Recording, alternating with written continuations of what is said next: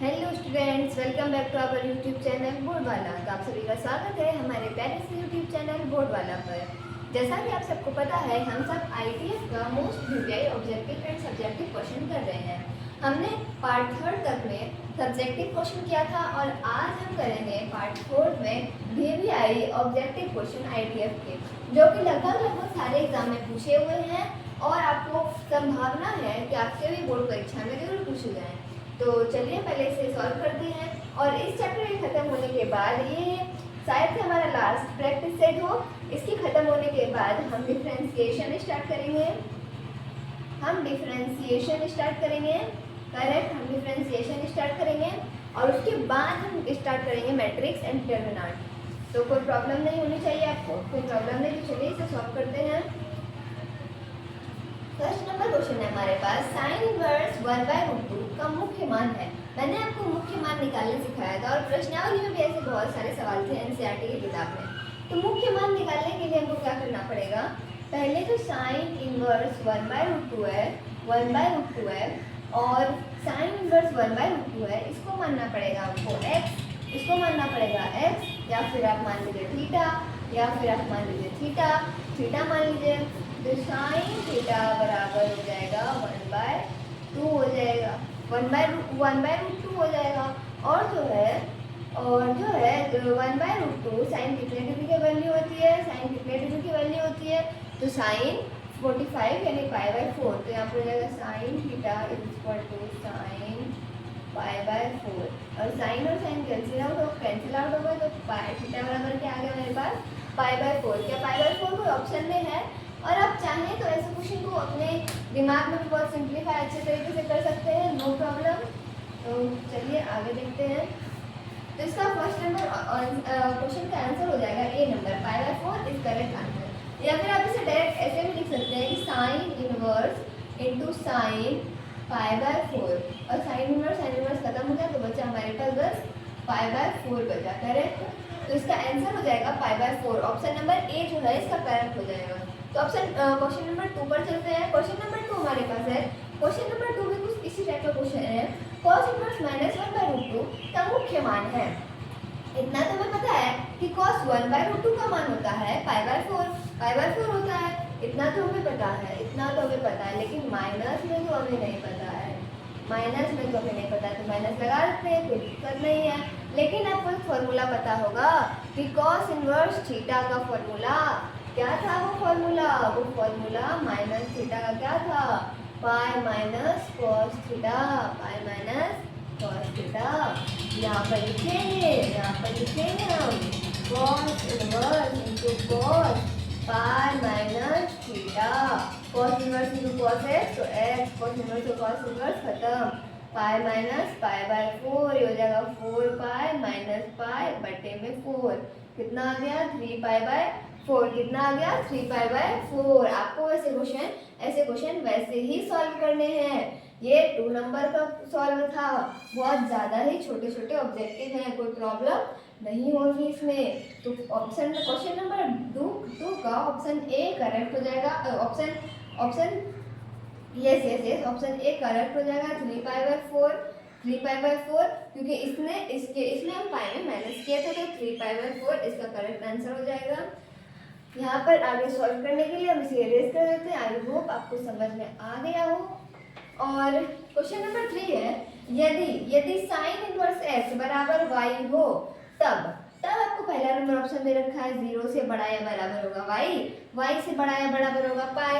दूसरा ऑप्शन दिया रखा है -π/2 से बड़ा या बराबर होगा y से बड़ा या बराबर होगा π/2। तीसरा ऑप्शन दिया रखा है आपको, यहाँ पर 0 है, 0 से बड़ा होगा y और y से बड़ा होगा पाई। और चौथा ऑप्शन आपको दिया रखा है -π/2 से बड़ा होगा y और y से बड़ा होगा π/2। तो आपको देखना है कि इन सब में से कौन सा करेक्ट आंसर होगा। तो आपको क्या साइन इनवर्स x का रेंज पता है? क्या आपको साइन इनवर्स x का रेंज पता है? पता ही होगा साइन इनवर्स x का रेंज वो होता है -π/2 से π/2 तक। कहाँ तक? -π/2 से π/2 तक, वो भी बड़ी ब्रैकेट में, -π/2 से π/2 तक। इसका कहने का मतलब हुआ कि साइन इनवर्स एक्स का मान शुरू कहाँ से होता है? शुरू होता है -π/2 से। -π/2 से स्टार्ट होता है, यानी कि आप -π/2 के बराबर भी रख सकते हैं या फिर -π/2 से बड़ा भी रख सकते हैं।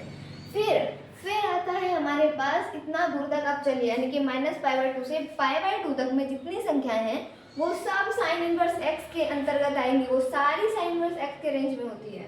तो यानी कि इसका फिर इधर भी बड़ी ब्रैकेट है, मतलब कि साइन इनवर्स एक्स का वैल्यू बराबर भी है और बड़ा भी हो सकता है π/2 से।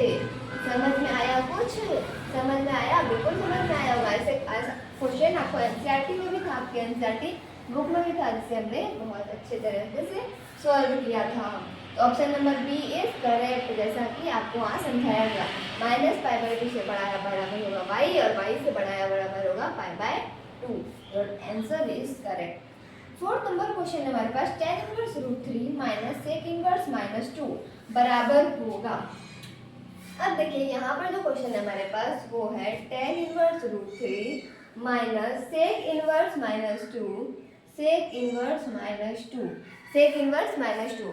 और मैंने आपको बताया था कि sec cos या फिर cot कोई भी माइनस थीटा में है तो उसमें हम पाई में माइनस करते हैं, करेक्ट? आपको याद होगा। अब tan √3 किसका वैल्यू होता है? tan 60 डिग्री का।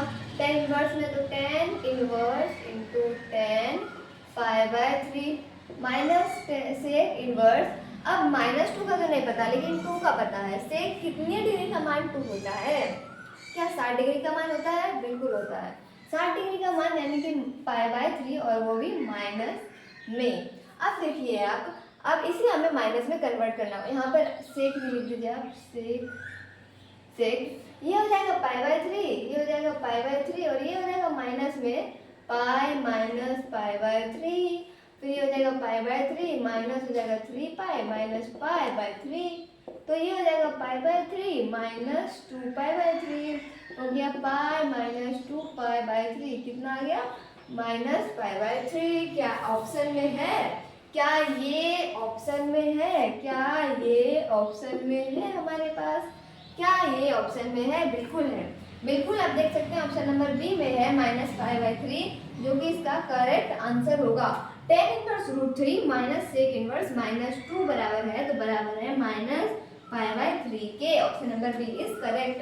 अब हम यहाँ पे इरेज कर देते हैं। आई होप कि आपको कोई दिक्कत नहीं हुई होगी, आपको बिल्कुल क्लियरली समझ में आ रहा होगा सारे स्टेप। तो अगला क्वेश्चन देखते हैं। क्वेश्चन नंबर 5 है cos inverse 1/2 plus 2 sin inverse 1/2 बराबर है साहब, बराबर है। ये हो गया cos inverse 1/2 plus 2 sin inverse 1/2, 2 sin inverse 1/2, cos inverse 1/2 plus 2 sin inverse 1/2। cos inverse 1/2 किसकी वैल्यू होती है? 60 डिग्री की, cos π/3 और 2 sin इनवर्स ये किसकी वैल्यू होती है? 30 डिग्री की,